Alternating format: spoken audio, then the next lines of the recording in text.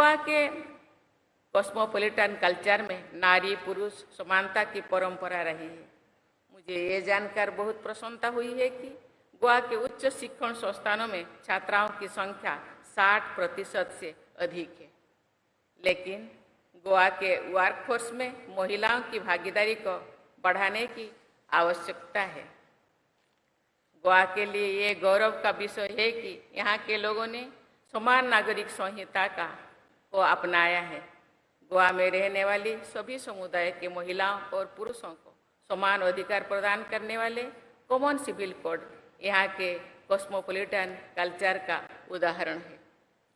ये कोड हमारे संविधान के निर्देश के अनुरूप है तथा पूरे देश के लिए एक अच्छा उदाहरण है।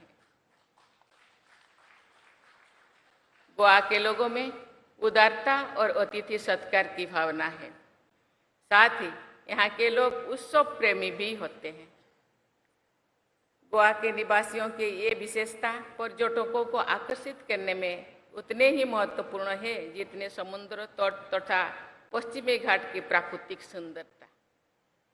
गोवा के भाई बहनों का अतिथि सत्कार देश विदेश में सराहा जाता है। इसके लिए मैं आप सबकी प्रशंसा करती हूँ।